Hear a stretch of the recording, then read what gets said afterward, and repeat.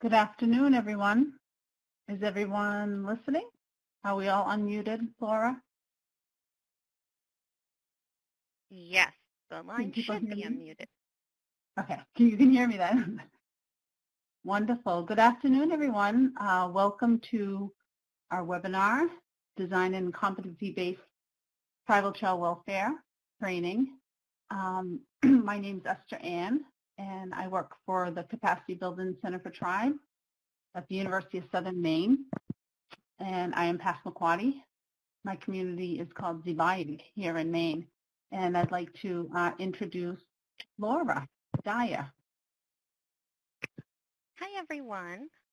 I am going to just walk you through a little bit about the webinar technology that we're using today to make sure you can see what's being shared and participate fully.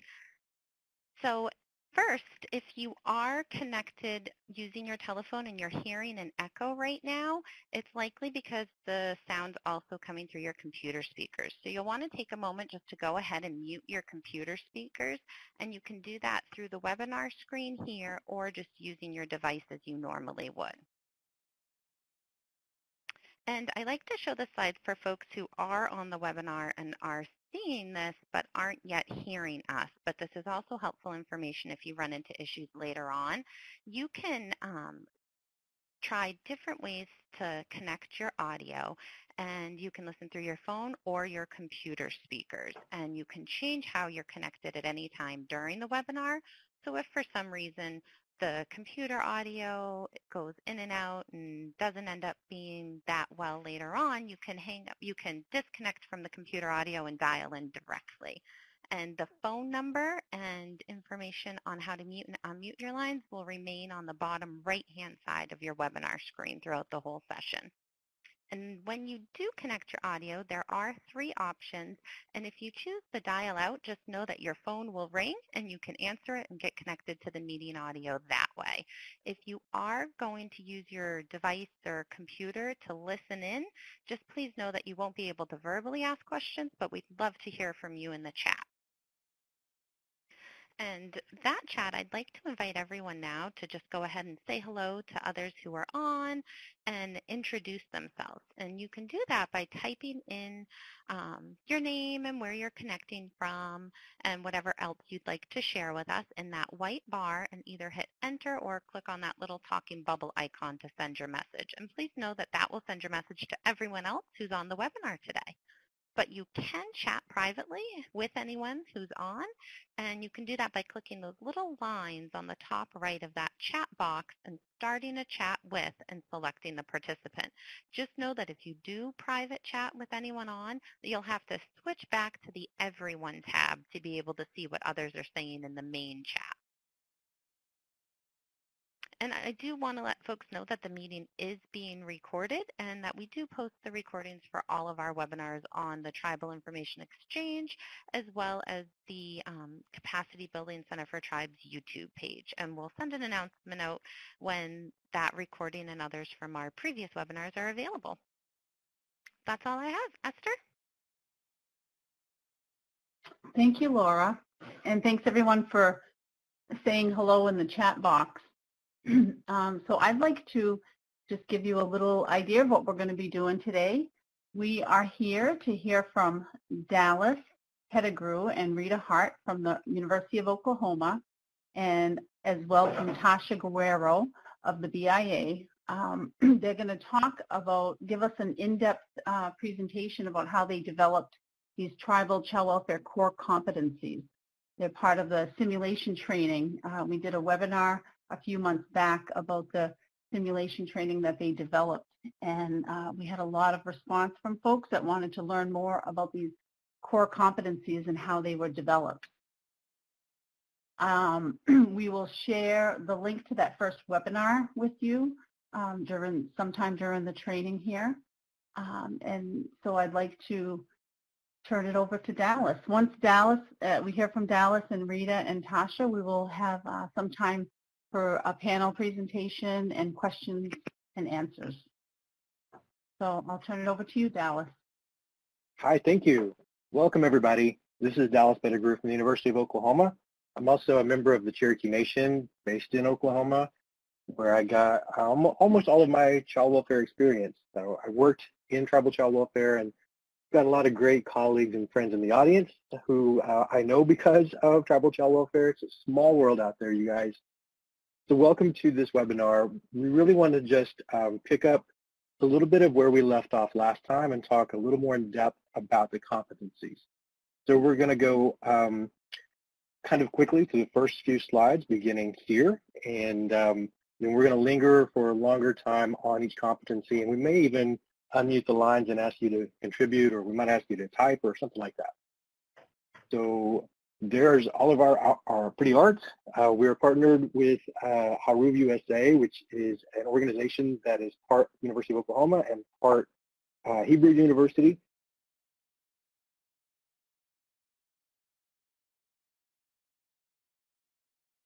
This week, lots of our students and a couple of members of our faculty are in Jerusalem learning from Israeli child welfare providers about how they do it over there. And those students were just here last week. And I actually got to take them out to Cherokee Nation, where they heard from Nikki Baker and learned a lot about how tribes handle child welfare. Okay, so let's go to the next slide. Because I want to call a lot of attention to this work group and these tribes. It's extremely important to me, and I think to everybody on the call, that the tribes are acknowledged for their contribution to this work, because none of this could happen without the tribe's direct input. I want to make it clear also that the university did not do this for the tribes. We didn't, just give this to them, or we didn't make it up on our own, and we didn't go get it out of a book or anything like that. We did do some reading and some research, and so we've got an understanding of how other people do it. But we called together this work group of these tribes. Actually, we called together all of Oklahoma's tribes and let anyone join in who wanted to, particularly from the eastern side of the state, because we were working with the eastern office of the BIA. So we invited everyone to come together, and these are the ones who were able to be there more often. But lots of people came to just one or two of the work group meetings, and their contributions mattered too. So this training, as far as we know, it's the only one developed by tribal child welfare experts for tribal child welfare professionals. And that makes us very proud. And so we want to absolutely acknowledge that this came from tribes for tribes. Yeah, thank you for that. You can read my mind. So this is a little graphic of the developmental process that we used. And I don't know if we followed this very well. It's very linear, and I'll talk about that in a minute. But these are the four sort of things that we needed to do to get to where we are now. So we started with beliefs. And on the next slide, we'll just move quickly through those beliefs. These are the agreed beliefs all of us agreed to. And we need to emphasize that this work must be rooted in a set of shared beliefs. It can't be done without them. These beliefs, these are the foundation of everything else that we built. And it wasn't really hard to come up with these beliefs because we all honestly believe in these things. So first, of course, we believe that tribes possess competence in child welfare work. They are not substandard. They're not backward. They don't lack any sophistication. In fact, tribal child welfare programs are very sophisticated and do a great job. We know that tribes, we believe that tribes know what is best for their families and for their employees. So they would have a better, position to come up with this training than people who are not familiar with tribal families or tribal communities, indigenous ways of being, and so on. So we wanted to use the tribe's knowledge for that. We believe that the training for tribal child welfare workers should come from tribes, and that evaluation of that training should be from the perspective of tribes. And here we are at the University of Oklahoma. Hello? Uh-oh. Mute off.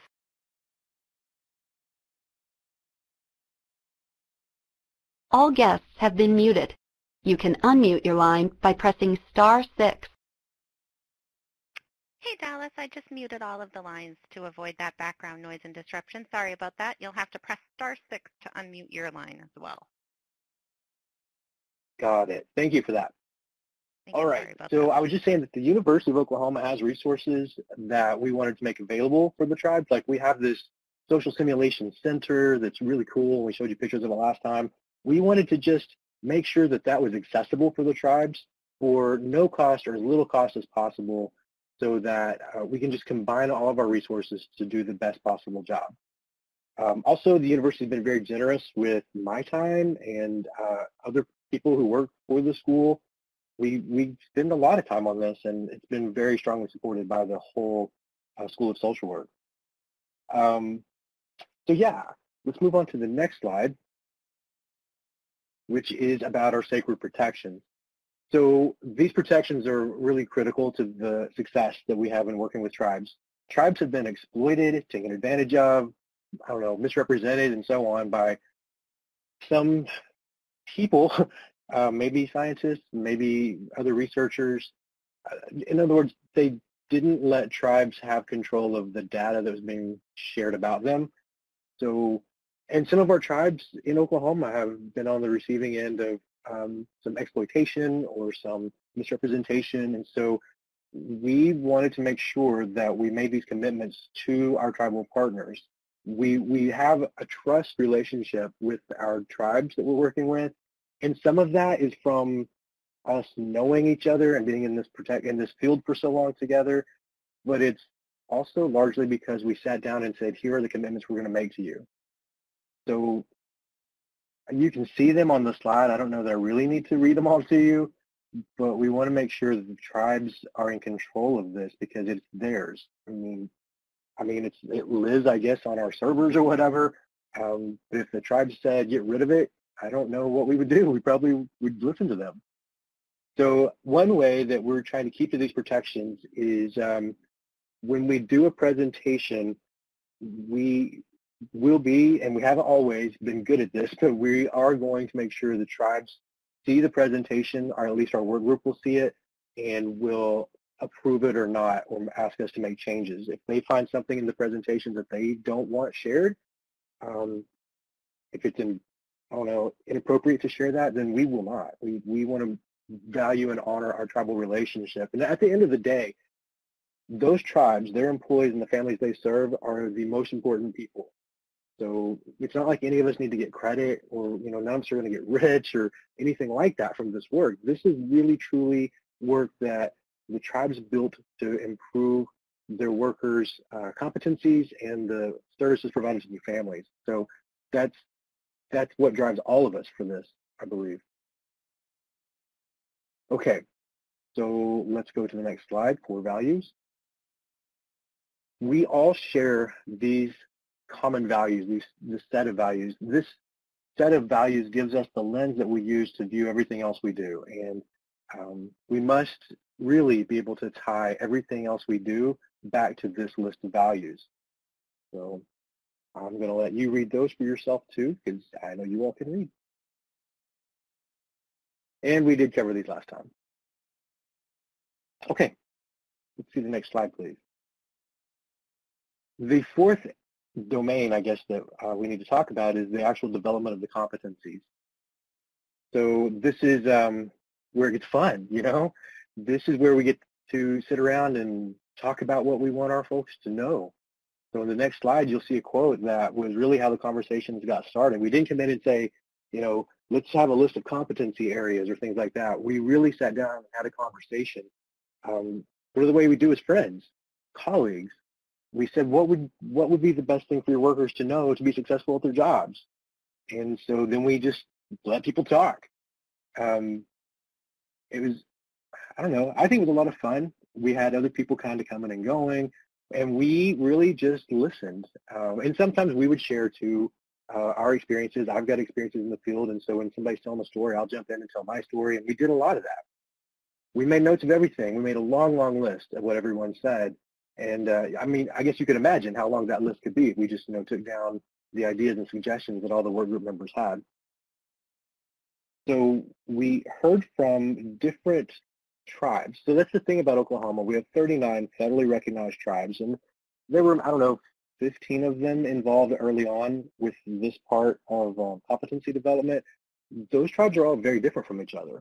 Sometimes they've come from very different parts of the United States, all forced here to Oklahoma by the federal government. Some were neighbors in the southeastern part of the country and were moved here sort of together. We also have tribes of very different sizes and populations and location and jurisdictional service area or reservation size.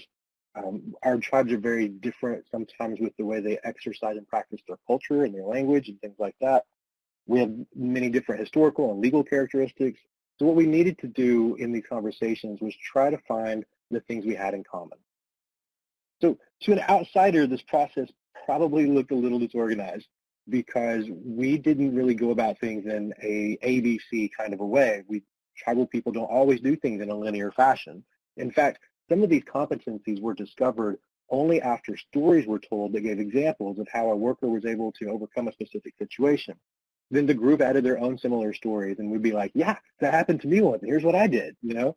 So after all of that, we were able to pull out the specific skill set or the competencies that got them or their worker through the situation. We found that to be really fun, too. Storytelling and example giving, discussion, and laughter were all tools we used to discover our competence. And this, probably should be expected if you think about it. North American people are, the indigenous people of this continent had an oral tradition since way before the Europeans arrived. Traditionally, we tell stories to each other, and that's how we pass on language and knowledge and skills and, advice and warnings and just, all kinds of things like that. So it shouldn't surprise anyone that, that we use storytelling as a way to teach and learn things. So I guess another thing I want to make sure that everyone understands is that we never had a fight, I don't think. I mean, we are not afraid to disagree with each other, and we do that, but we always do it in a respectful and kind, courteous, strengths-based way every time we can. I really think our work group members get along really well because they're in this world together. We actively made sure, I think the work group did this for themselves, they made sure that everyone who wanted to be heard was heard. And if anyone from the work group is in the audience and you want to jump in and testify to that, please feel free to do so. Or if I'm telling it wrong, you can tell them that too. So we think we got along so well, though, because we all agreed on those first things, those beliefs, protections, and values. I think going through those things, even for the folks who didn't know each other, going through that exercise of making sure that we all kind of agree to those things was really, I don't know, transformative, or it made a safer place for us to have conversations where we could be pretty vulnerable and know that we were doing it for a good reason and that no one was going to be taken advantage of. We all know that this work is bigger and more important than any of us, and certainly more than our egos. And so I think that really lends itself to why we got along so well. So you can probably imagine this process didn't go super fast. It took a number of months, probably, maybe 6, 7, 8, 9 months. And that list of competencies, after the meetings, we would go back and we would read and we would take some notes and try to think about how we could maybe combine some or blend some together. The list got smaller every time we would revise it because we could find ways to be pretty efficient with the words we used and to try to be very inclusive with the competencies. So this list got down to, 12 and then 8, and now it's 7. Today it's 7. It's important that this list is not done, and it may never be done. It's a kind of a living and dynamic document, and we can change it at any time if our work group wants us to. If we find that there's a better way to say things or something like that. So you probably would like an example. One example is a recent change that we made to Competency 2, which if you want to flip over to the next slide, you can read along with me.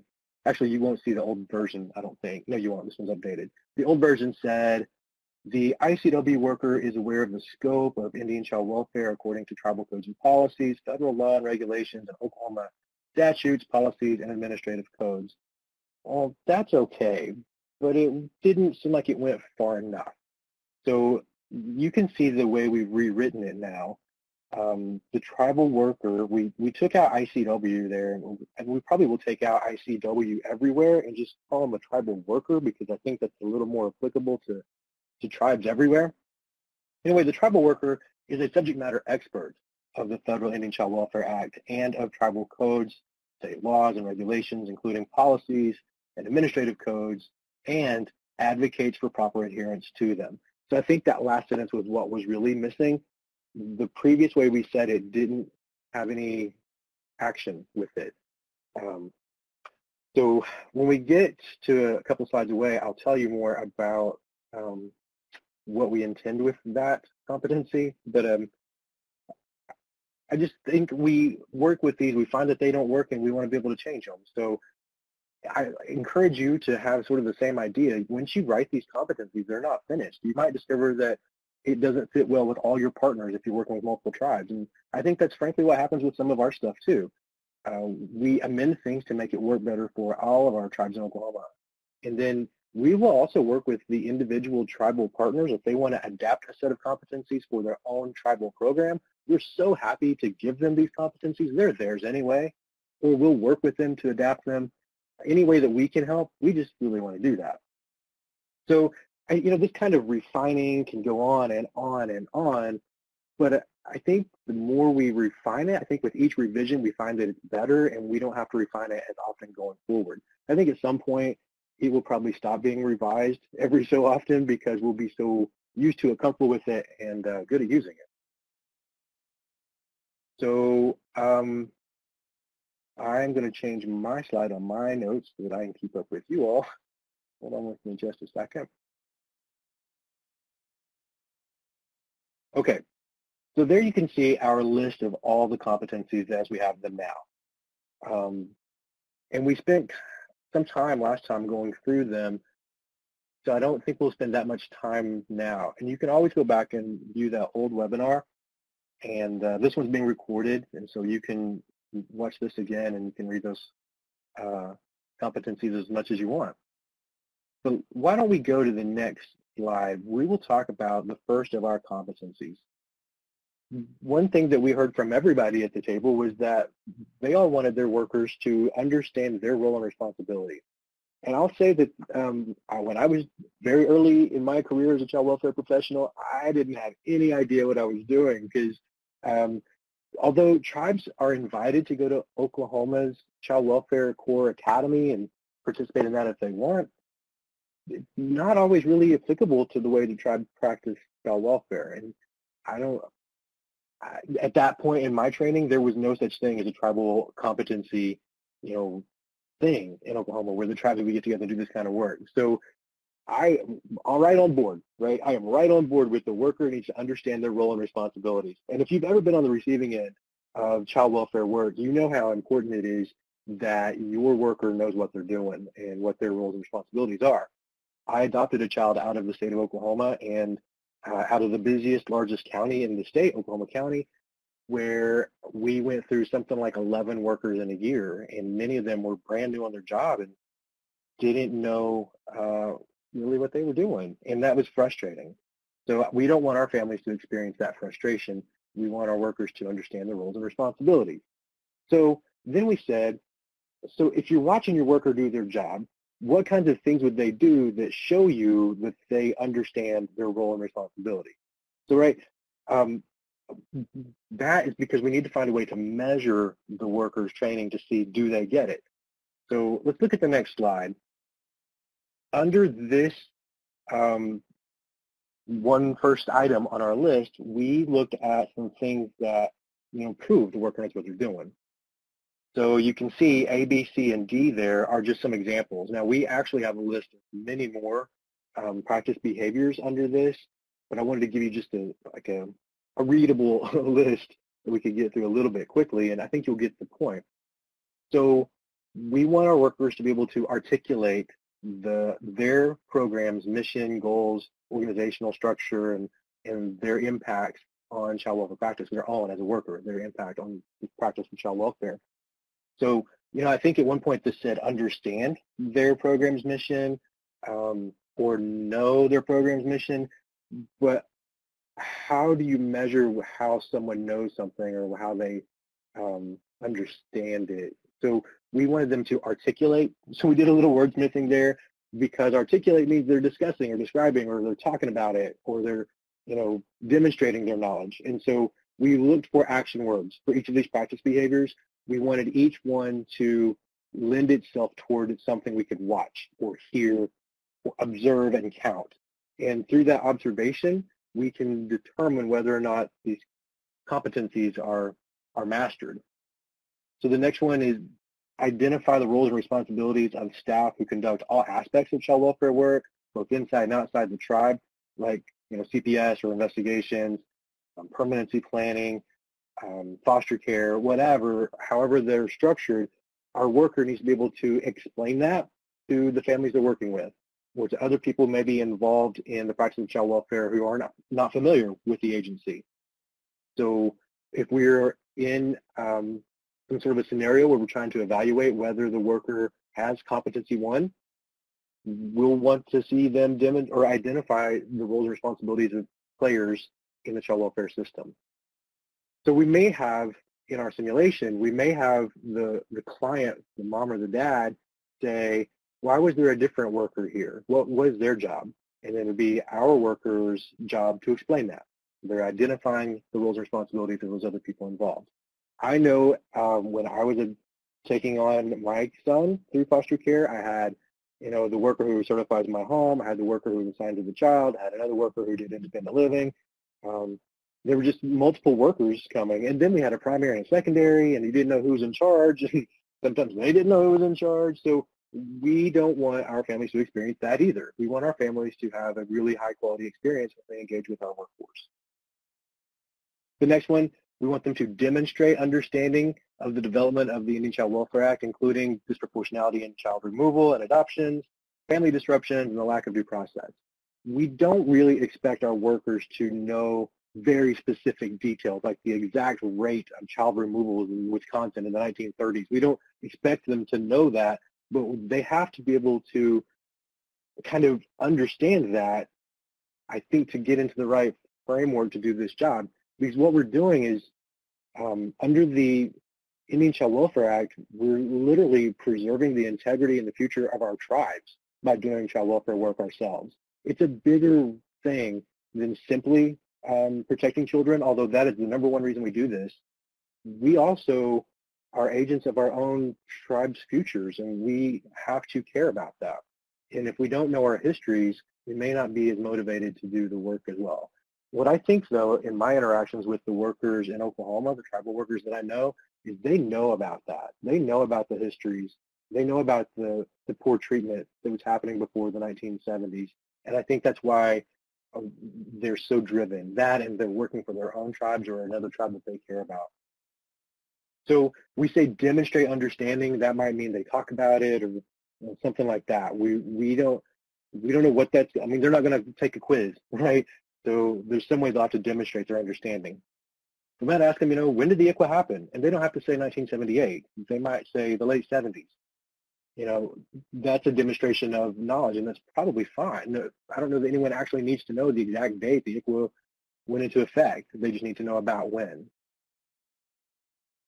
Okay, so the next one is identify the broad range of responsibilities for the ICW worker within the child welfare system.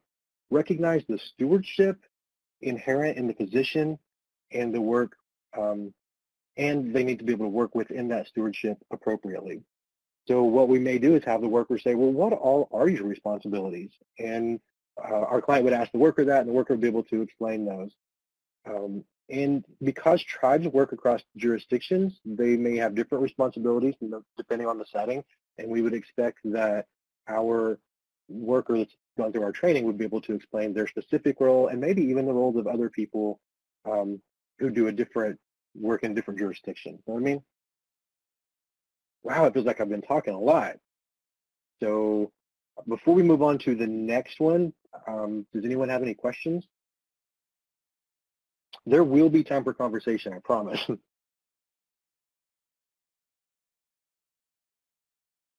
I don't see anything coming up in chat, so I'm going to move on to the next slide.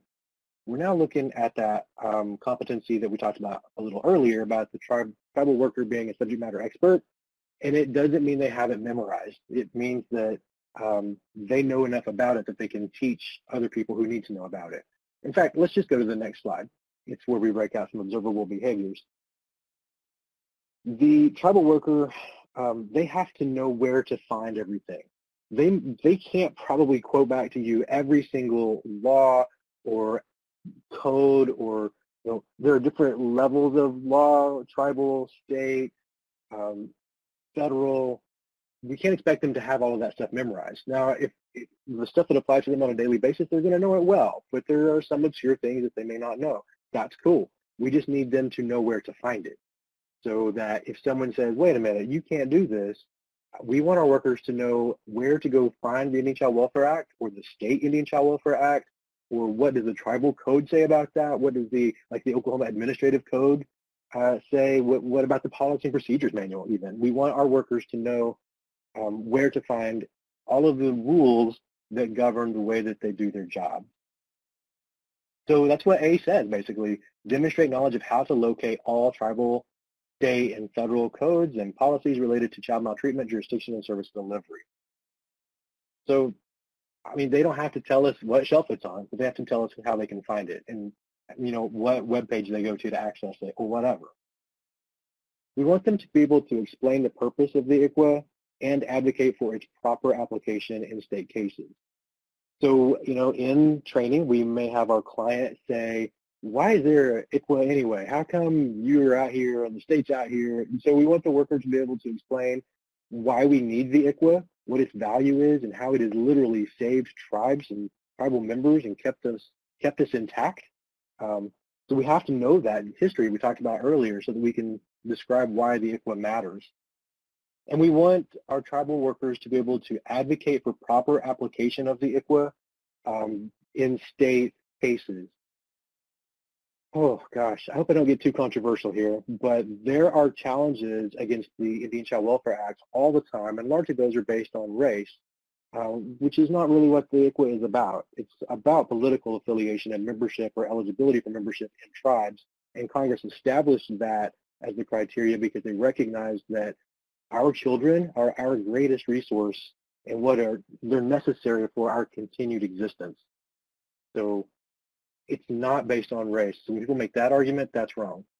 I think what happens sometimes is people who don't understand the ICWA, or they don't like it, or they don't respect it, may not follow it well from the get-go, which may mean they place a child in a non-ICWA compliant placement, or they may not even ask the child and the family if they are tribal members or eligible for membership. And we go 4 or 5, 6 months and the child's placed outside a proper placement, and then they say, oh, this is an Indian child, we have to apply the ICWA. Well, then you're disrupting a placement.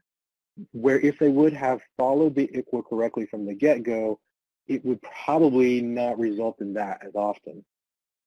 So the ICWA, honestly, you all, is it's the gold standard for how we should do child welfare work. We should always seek to keep children with their families and in their communities and in the least disruptive placement possible. And the ICWA just defines that. So anyway, I've kind of gone off on a tangent there. Let's come back to what I was talking about. We want our workers to be able to understand and explain that ICWA stuff, and that we want them to advocate for its proper use in the state system. And then finally, assist and provide services for youth aging out of care using all available services and programs. Our workers are really good at knowing what's out there, and so the way that we might measure this is in simulation. We might say, hey, I'm 16, I'm going to be aging out of care in a couple of years. What services are for me out there? And then our worker will, describe them, and that's how we'll know they know. All right, what do you think? Go to the next slide because it says questions. This is the time for you to ask questions before we get to the next 5 competencies. Also a chance for me to drink water, so just bear with me, please.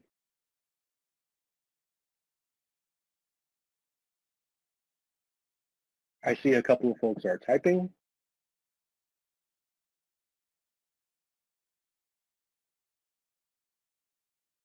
And just a reminder to everyone, if there are people on the audio line that want to ask a question, you can press *6 to unmute your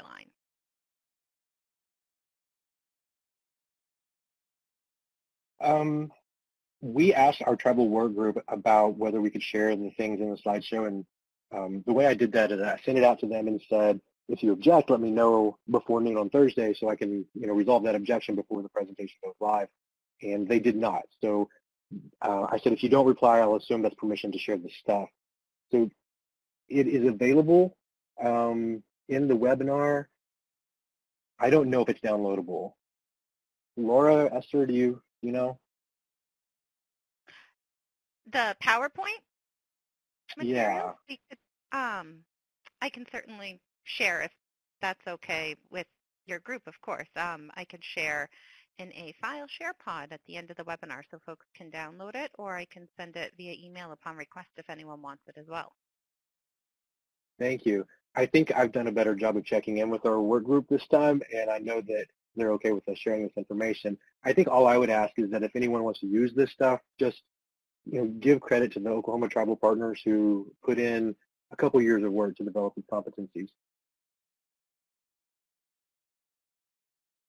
All right, so that we can stay on track, I want to move on to the next one. I see that Esther Ann is typing too, but she can jump in anytime. This competency is the ICW worker exhibits an understanding of the differences between tribal and non-tribal systems and works effectively within them. Now, what I've not done is give you a cheat sheet for the next one, but here's where I want you to jump in. You all do tribal child welfare work, or you know about it. You are experts too in your practice. So what we thought was, why don't we give you this competency and then ask you to tell us what observable practice behaviors do you think would fit under this competency? So this is where you can unmute by hitting *6, or you can type into the box. And I'm going to listen.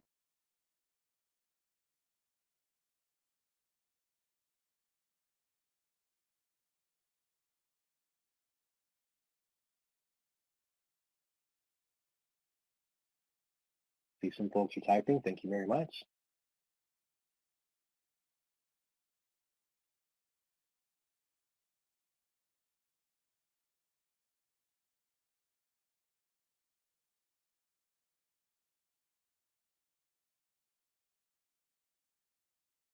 Wow, multiple attendees are typing. This is exciting.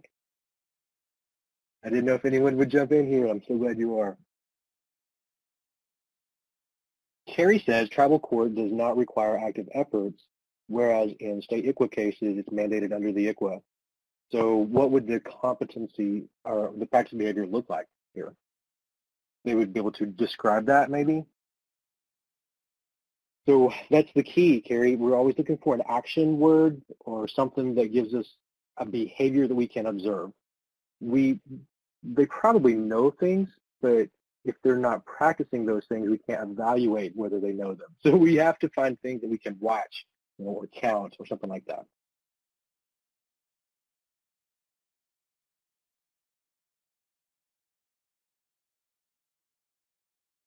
Katie and Lavelle are typing. Katie says, does the worker respond to family challenges in a punitive or restorative way? Yeah, so if that were one of our observable practice behaviors, we would want to know the difference between, punitive or restorative, right? So maybe what we would say is, does the worker respond in a restorative way? We try to be very strengths-based in the way that we work with our tribes and tribal partners. So we probably wouldn't call any attention to a negative behavior unless it's just, atrocious. We want to just play up the strength. So the preferred behavior is what we're going to ask to see. So yeah, it may be, what is an example of restorative ways to respond to family challenges and so on. Lavelle's sharing the story, which is how we develop competencies. What happens to us in working with our local MDHHS is that we have quarterly meetings to discuss matters between the state and tribe. Also, we have Indian outreach workers that work collaboratively between the county and the tribe. I think that's a great model for collaboration. And so to maybe build a competency or observable practice behavior that addresses that, we would want to say, can describe how the tribes work with the state or something like that, right? So it's got to have, they can describe, articulate, explain, something. There's got to be an action that goes along with that knowledge. So let's move on to the next one. because I think you are getting it, and we'll just give some more examples as we go. So the next competency is the worker understands stages of child development as well as the individual and collective effects of individual, historical, and intergenerational trauma.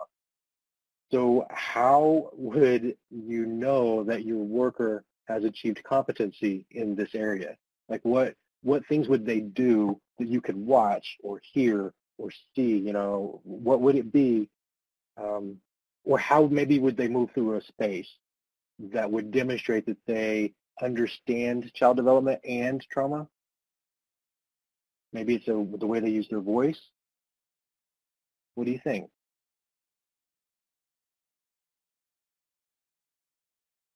So that we can move a little faster, I'm going to ask you to do an unmute and talk to us with your voice.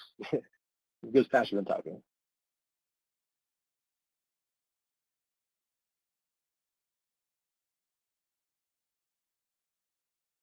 Well, here I would probably say something along the lines of, can identify major developmental milestones and when generally they ought to happen. So I think most parents know when children should start eating more solid foods, but people who don't have children may not know that because they've not lived through that.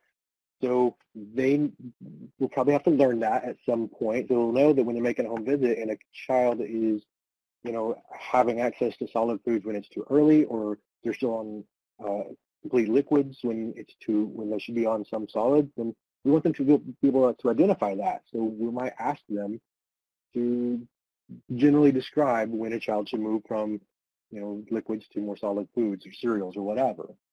So again, we have to have an action word that we can watch, hear, or something that demonstrates the knowledge.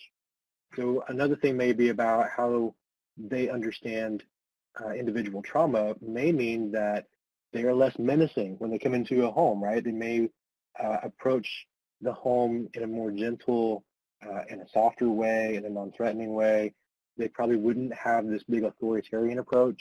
So I think it's got a lot to do with sort of attitudes that we can observe as they move into a space. What do you think? Dallas, Yes. being non-judgmental. Okay, how do you look at that? How do you judge that? How do you know they're doing it? By observing the worker. And what behaviors would you see or hear? What words would you hear maybe?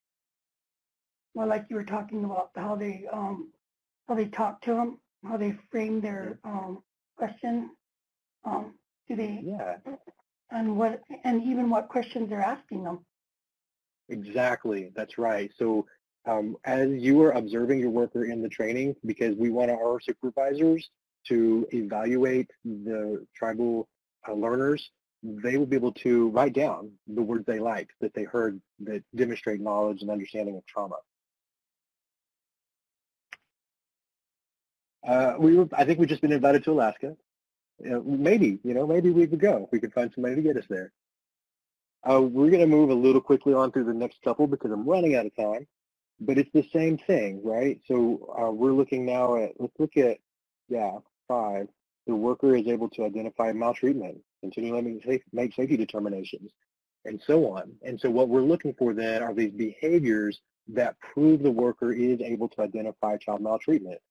So one example is we had a BIA social worker go through training the other day, and we were using a doll that had previously been used for a child maltreatment scenario, but ours wasn't. It was just like a dirty house.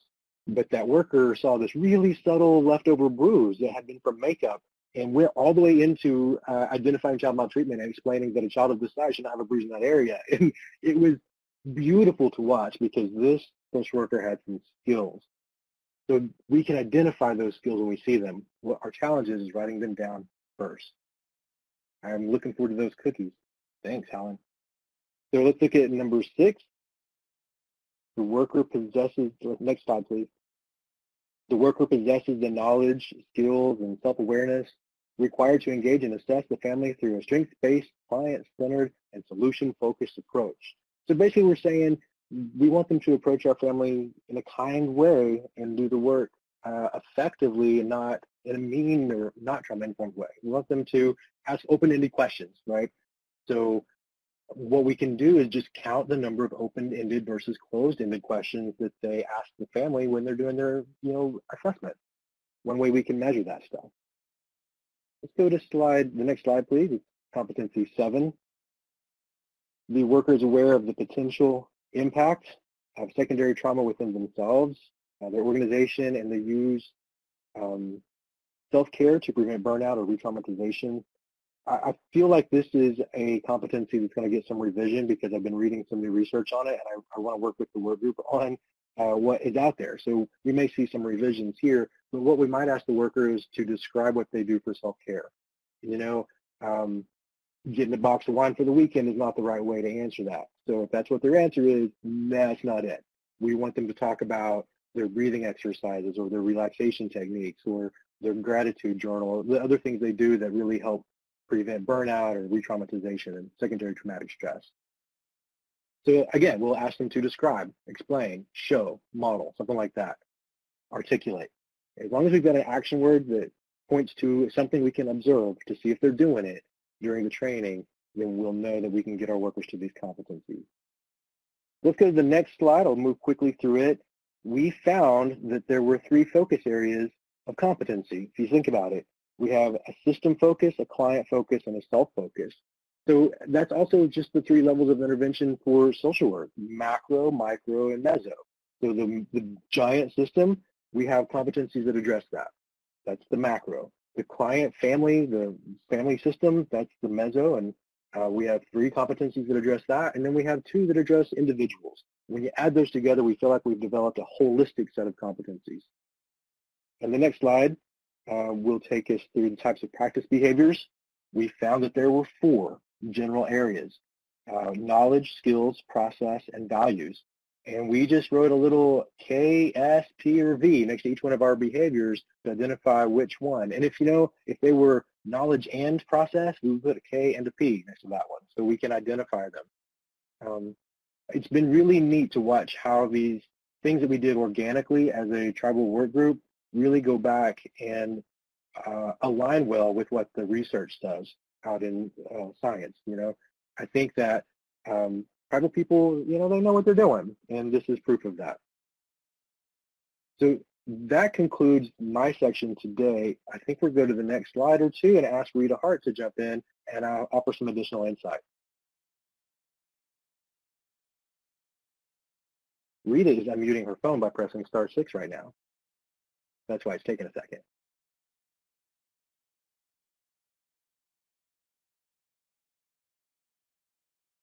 At least that's what I thought. Why don't we go to the next slide, and I think I can read Rita's notes and say the things that she might have said. So this is a graphic that Rita has developed that helps us understand the way we do this work. This graphic is formatted following the 4 teachings and 4 cardinal directions in building a competent workforce. A process of combining 4 facets to the overall learning process is modeled here. Graph similar to a medicine wheel. It is a pedagogical tool for learning, teaching, and understanding this process. This process is cyclical and continuous. It builds on itself while understanding the interconnectedness and balance. From the east is the combined learning platform, a vision or awareness to see core competencies. To the south is how we relate or understand the process. The west is the reason and further development of knowledge, and the north is the movement and how we achieve outcomes. So you can see that this is not a linear model. It is a cyclical model, and everything builds on itself. It reinforces each other, which is a way that indigenous cultures think and visualize processes. So I think this is a really nice graphic that Rita has developed. Any questions about that, or any questions that you would like to ask Rita, and if she is still here? Any questions for me before we move to the next section?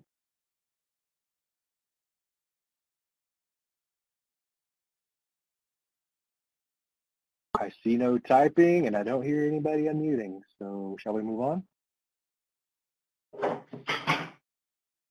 Thank you, Dallas. This is Esther. I think we might have lost Rita.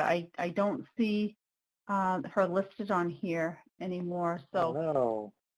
if anyone has any questions, remember you need to hit *6 to unmute. And I don't see anyone type it in the chat box either. So maybe we can just advance to the next slide. And Yeah, I wonder if I could, Esther, let me just jump in for a second to say that sure. We might have moved a little bit quickly talking about those observable practice behaviors that fall under each competency. And that's why it's really exciting that we have with us here today some of our friends from the Bureau of Indian Affairs who can talk about this and their experience with it. So I don't know who's going to introduce Tasha, but if it's me, I'm happy to do it. Sure. Tasha Guerrero is from the Bureau of Indian Affairs. She, I guess her home office is in Washington, D.C., but we find her a lot in Albuquerque. She's been very fun to work with us for the last year, and she's got some insights to offer. So, Tasha, take it away. Great. Thank you, Dallas. Petu Ashte. Good day, everyone. My name is Tasha Guerrero, and I am a member of the Sitsin Wapton Oyate. I am also from the Standing Rock Sioux Tribe and the Spirit Lake Nation, and I am the Family Advocacy Social Worker for the BIA's Central Office Division of Human Services. And like Dallas had mentioned, our office is based in Washington, D.C. However, I'm located in Albuquerque, New Mexico. So I just wanted to spend a little bit of time talking with you all about how we adapted the tribal core competencies to fit within the work that we do at the BIA. I also wanted to let you know that there are 3 other social workers that have been helping out as part of the BIA work group, and they are Clarissa Cole. She is the regional social worker for the BIA Eastern Oklahoma region. Valerie Vasquez, she's the regional social worker for the BIA Midwest region, and Marlene Tate, she's the child welfare social worker for the BIA Western region. First of all, I want to say that we really appreciate all of the hard work that OU and the Tribal Work Group has done on developing these tribal core competencies and practice behaviors, and that they were willing to share them with us. We were able to adapt all of the core competencies and practice behaviors to fit within the work that our BIA child welfare workers do in the field. The Tribal Work Group developed the core competencies, and they include best practices for child welfare and also culturally specific child welfare practice in Indian country. They were very adaptable, and we found the process to be really helpful for us in that we didn't have to start from scratch. And so our process, what we did is we went through each core competency and practice behavior, and we just kind of, assessed whether it would fit within the work that we do or if we could apply it. And we were able to adapt probably 80 to 85% of what was developed by the tribal work group.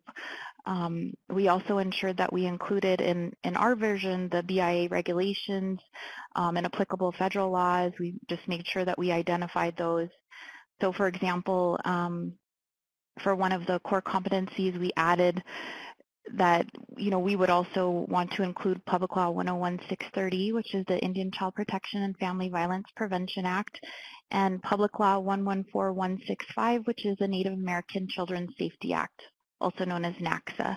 So we did kind of go through them and add some additional information, but like I mentioned, we were able to adapt almost everything that the work group had developed.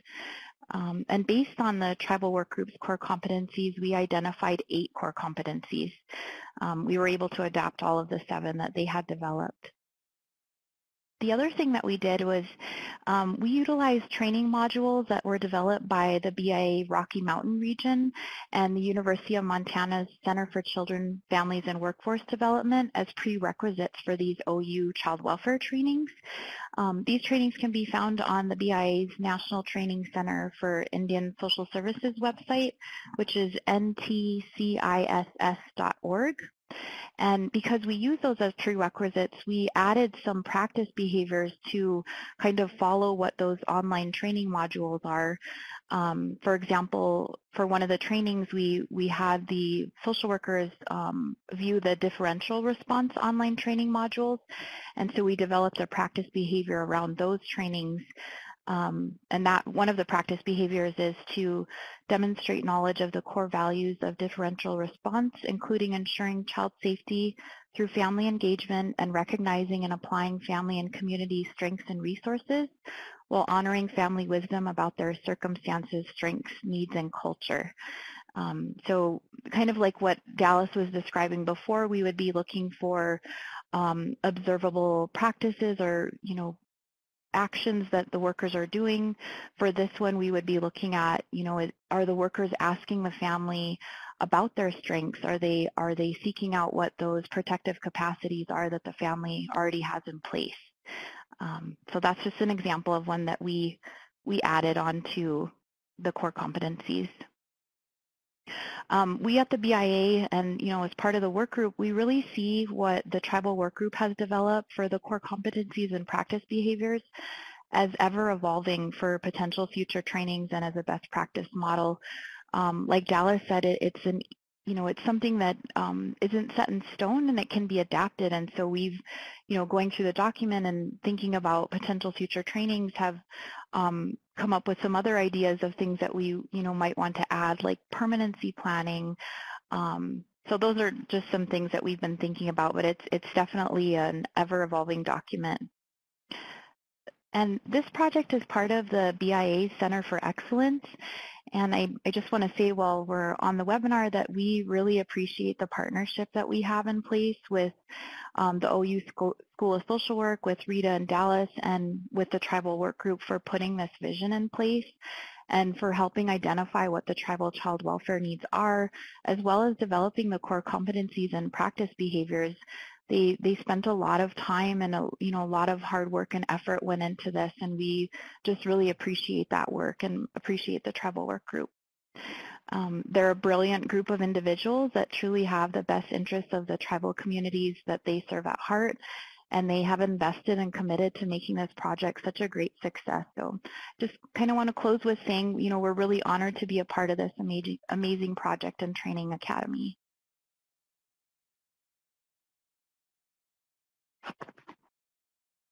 Thank you so much, Tasha. I think Laura was able to find Rita. She was there. Her name wasn't there, but her number was there. So I think we're able to hear from Rita now, some additional insights.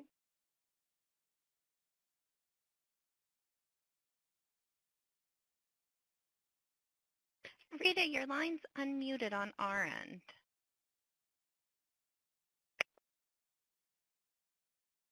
You may have pressed the mute button on your device too. Oh, it looks like you just muted your line. Oh, you're unmuted. But we still can't hear you.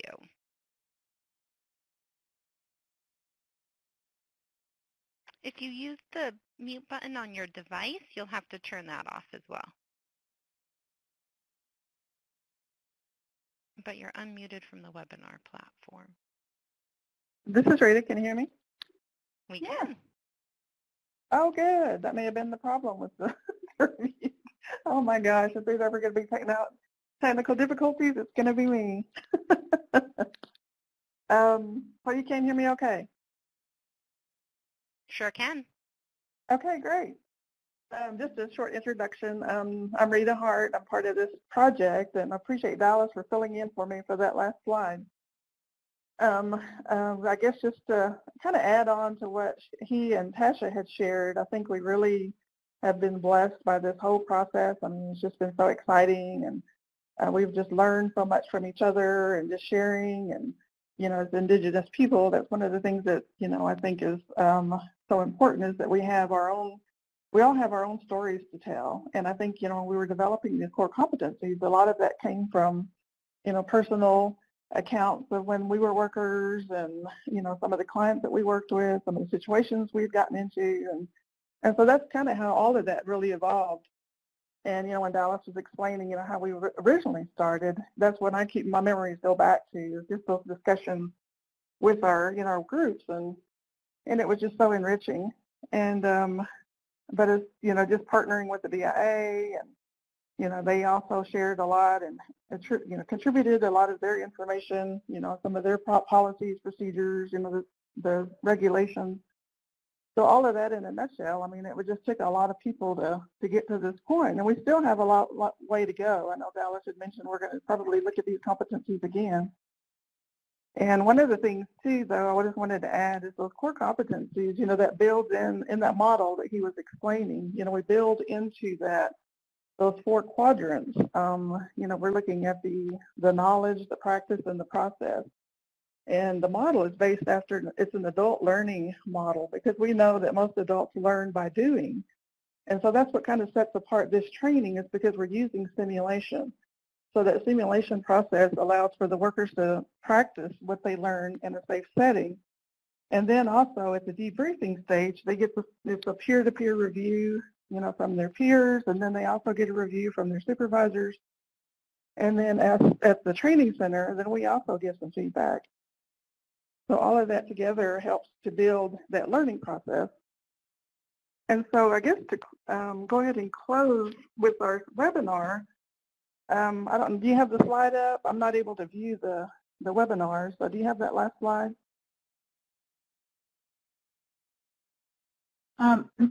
Rita, we're going to pause a little bit to call on Valerie Vasquez, and if there are other and if there are other work group members that are on the webinar and want to share their thoughts on the process and their training competencies.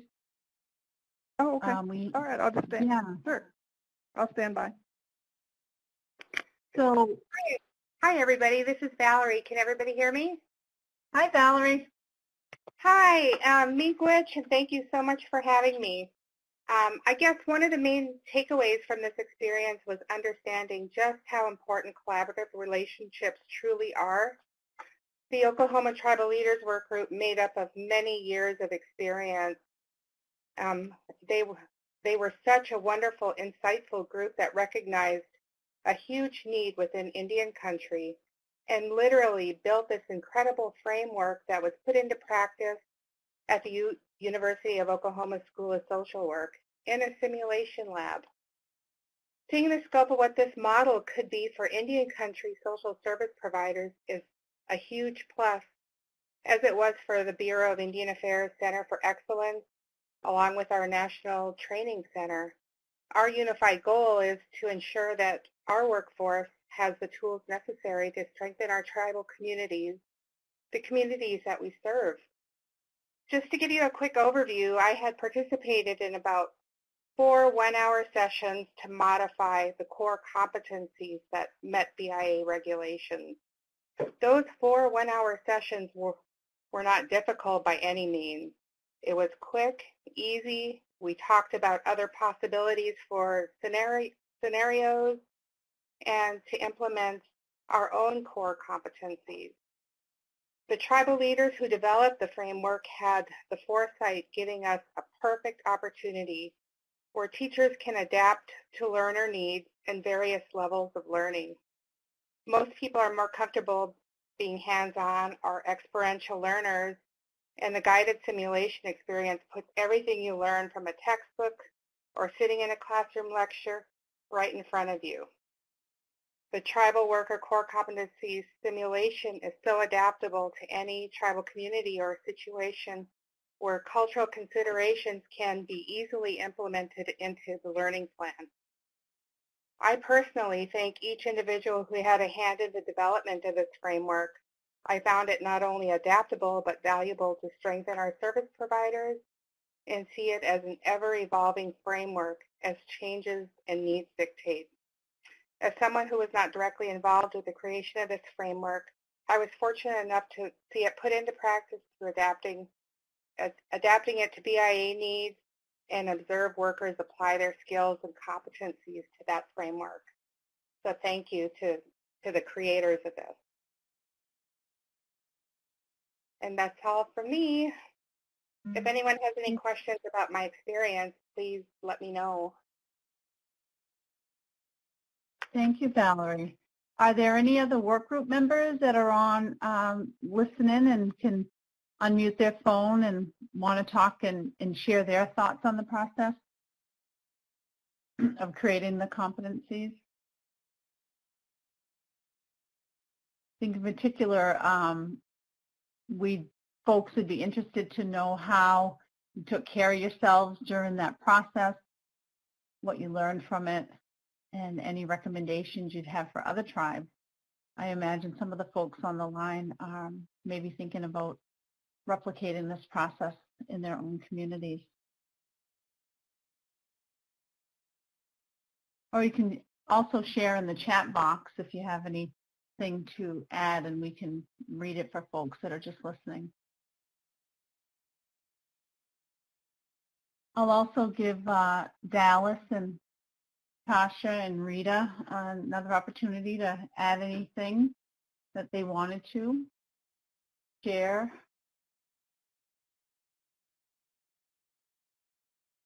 If not, I just wanted to share, no, this is Rita. Just wanted to share one other thing. Yeah. You know, at the end of every one of our sessions we always have a talking circle. And in that talking circle, we allow everyone to have just give some verbal feedback or, ask them what their take-home message is from their day, from the learning that they've had, the classroom learning, and then the simulation.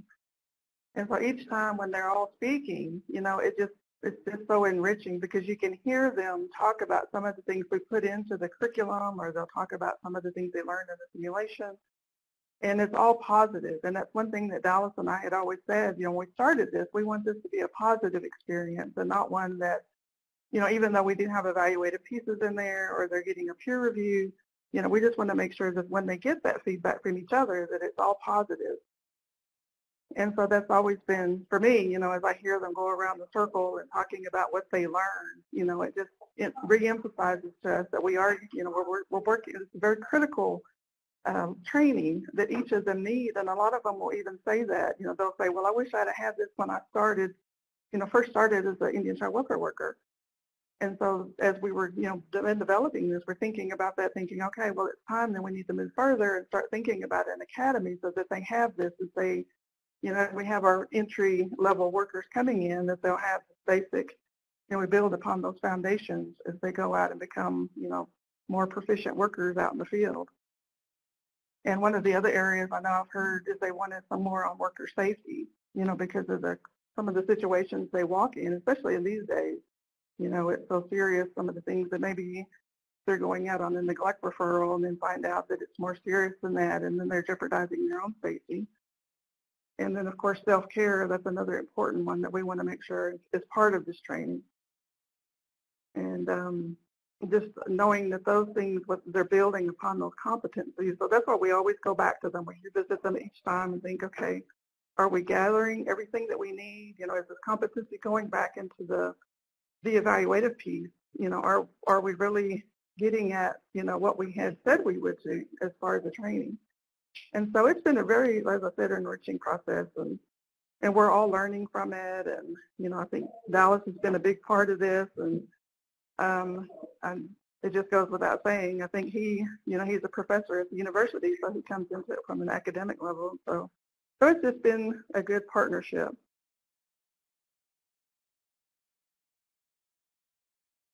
Thank you, Rita. Dallas, is there anything else you want to add? Any final thoughts you want to share with us before we close? I actually have sent a private message to someone in the room to see if they maybe want to speak, so let me give them a second to reply. But I want to be sure to express my appreciation for the Bureau of Indian Affairs, too. It gave us enough money that we could do this work, because we have to pay for the simulated parents that our workers are working with, and we have to pay for other things too. And without this being a true partnership between the individual tribes and the workers who served on that work group, and the Bureau of Indian Affairs and the University of Oklahoma, I just don't think it would have gone off very well. It takes all members of the team to make it work, and I appreciate everyone there.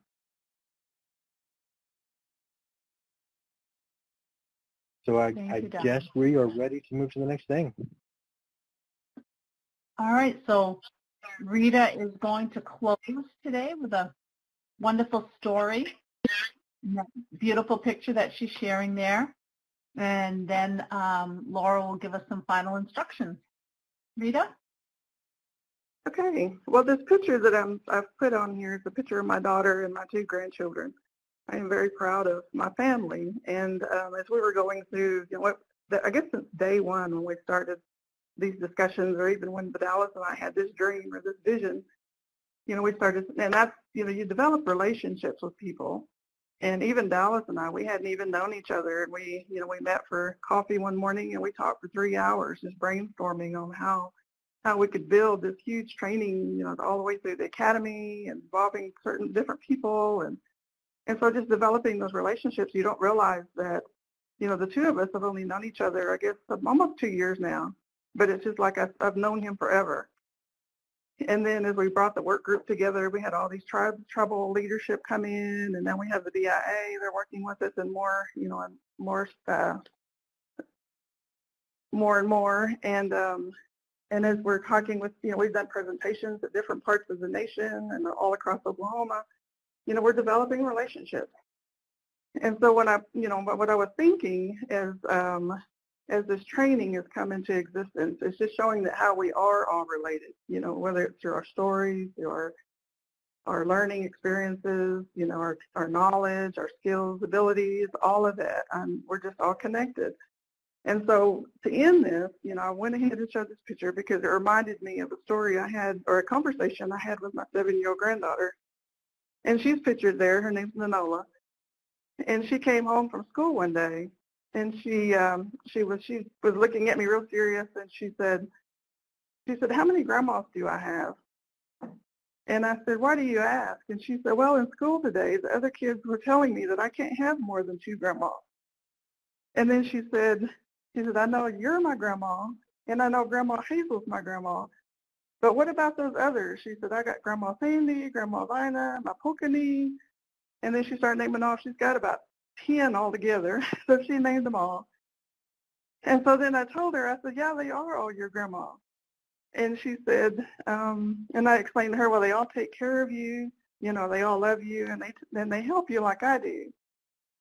And so then I explained to her about all her uncles and aunties, and she has, quite a few of those too. So I named all of those people off.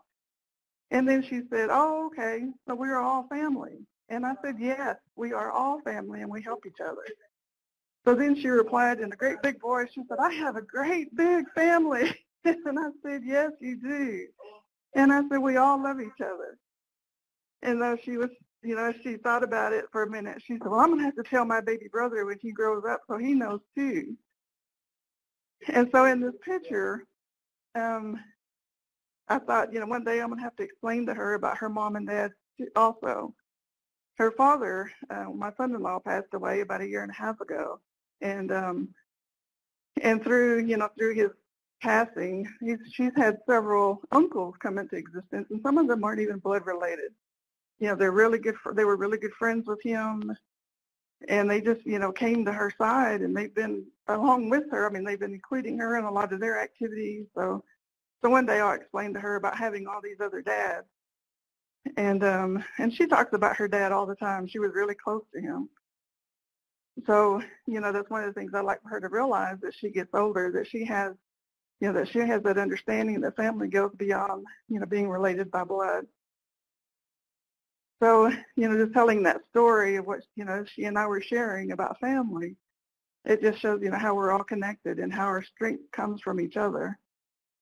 And then of course passing that legacy on to my children, to my grandchildren.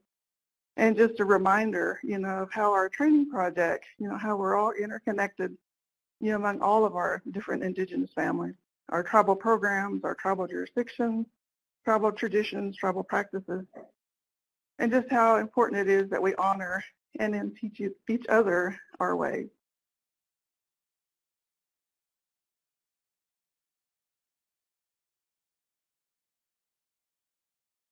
Thank you so much, Rita. What a wonderfully sweet story and such a beautiful family. The baby just makes me smile. I love his little bow tie. He's so sweet. Well, thank you, everyone, for tuning in today. And there's a list of resources on this slide here and contact information for Dallas and Rita. And Laura has put in the chat box the link for the first webinar where they talked about the simulation training in more detail. And I'll let Laura give us some instructions about an evaluation. Thank you, Esther.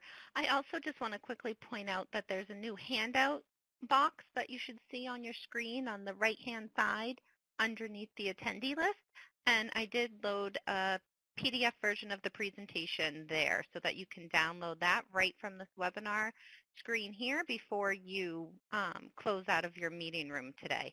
And I also want to, again, just remind folks that this was recorded, and so we will be posting that recording and let you know when it's available. And after this webinar concludes, I will send an email that has a link to a short survey from our partners at the Butler Institute. And if you could just take a few minutes to share your feedback and let us know what you thought about today's webinar, that would be wonderful. And I'll leave the webinar room open for a little bit so you can go ahead and download those resources. But thank you, Dallas, Rita, Tasha, Valerie, and everyone who was on and shared and participated today. We really appreciate it. Have a great day, everybody.